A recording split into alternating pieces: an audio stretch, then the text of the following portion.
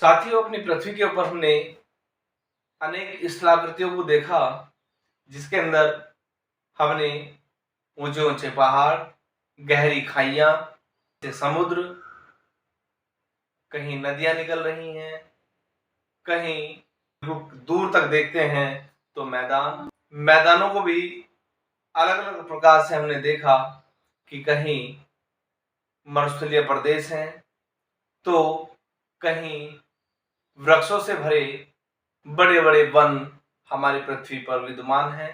उसी के आधार पर हमारी पृथ्वी के ऊपर घासों का भी विशाल क्षेत्र पाया जाता है, जिसे हम घास के मैदान के नाम से जानते हैं।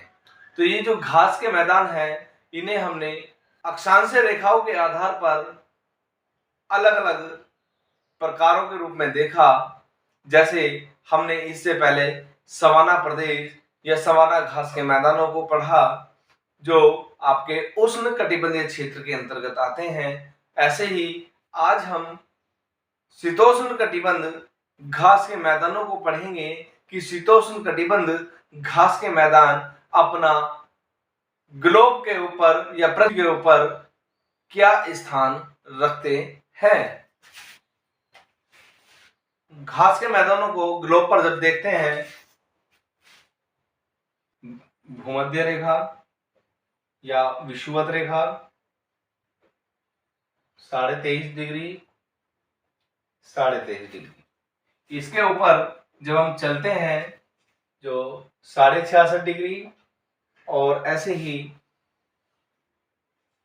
66.5 डिग्री कर्क रेखा से, या यूं कहिए 23.5 डिग्री से लेकर के 66.5 डिग्री तक का जो क्षेत्र आता है, ये जो क्षेत्र है, ऐसे ही मकर रेखा 23.5 डिग्री मकर रेखा से 23.5 और 66.5 डिग्री दक्षिणी अक्षांशीय रेखा तक का जो क्षेत्र है, यही क्षेत्र हमारा शीतोष्ण घास के मैदान के नाम से जाना जाता है। यही क्षेत्र हमारा घास के मैदान के नाम से जाना जाता है। अब साथियों, जो घास के मैदान है, हमने इन्हें अलग अलग नामों से पुकारा है। जैसे उत्तरी अमेरिका का नाम अगर हम लेते हैं,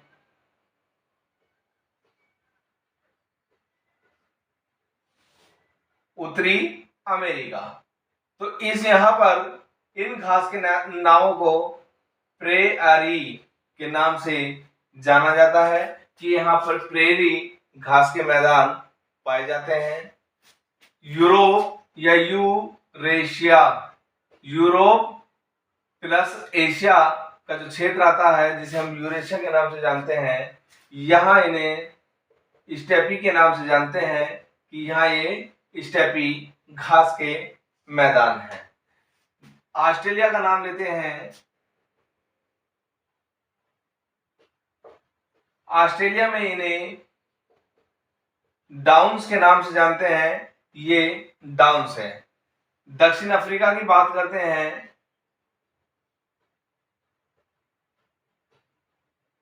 दक्षिण अफ्रीका में इन्हें वेल्स के नाम से जानते हैं, वेल्स। दक्षिण अमेरिका की बात करते हैं,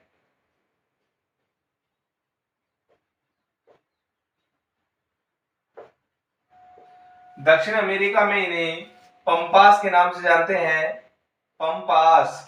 अब जो अर्जेंटीना,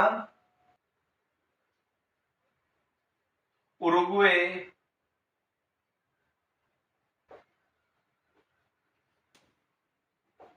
और ब्राजील, ये तीनों देशों में ये पंपास के घास के मैदान पाए जाते हैं। जो अर्जेंटीना, उरुग्वे और ब्राजील में पंपास के नाम से जानते हैं। न्यूजीलैंड में इन्हें कैटबरी के नाम से जानते हैं, कैटबरी। एशिया में मंचूरिया और डोल के नाम से जानते हैं। एशिया में इन्हें मंचूरिया और ओरडोल के नाम से जानते हैं। तो ये विश्व के अंतर्गत ये सब हमारे घास के मैदान है। और ये पाए कहाँ जाते हैं? कुछ तो इनमें से उत्तरी अक्षांश रेखाओं के बीच में और कुछ इसमें दक्षिणी अक्षांशों के बीच में पाए जाते हैं। जैसे आपका उत्तरी अमेरिका, ऑस्ट्रेलिया, उत्तरी अमेरिका, यूरेशिया और एशिया। कौन कौन से? उत्तरी अमेरिका,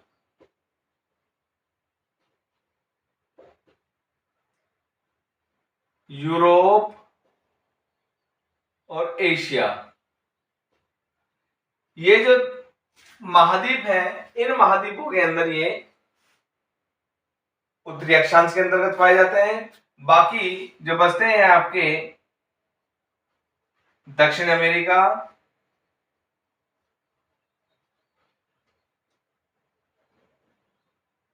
अफ्रीका, ऑस्ट्रेलिया और न्यूजीलैंड। तो ये सब चीजें हमारे दक्षिणी अक्षांश की तरफ पाए जाते हैं। तो ये भी जानकारी रखना बहुत जरूरी है कि हमारा जो दक्षिण अफ्रीका आया है वो, तो ये चीजें भी हमारी एक नंबर का प्रश्न हमारा क्वेश्चन के अंतर्गत मिल जाता है। अब बात करते हैं इस प्रदेश के जलवायु की। तो यहाँ की जलवायु में भी भिन्नता पाई जाती है। यहाँ का जो वार्षिक ताप है या टेम्परेचर है वो भी अलग अलग देखने को पाया जाता है। यहाँ ग्रीष्म ऋतु में टेम्परेचर हाई रहता है या गर्म रहता है। इसका औसत टेम्परेचर जो है लगभग 20 डिग्री सेल्सियस से 30 डिग्री सेल्सियस के बीच में रहता है। जब शरद ऋतु की बात आती है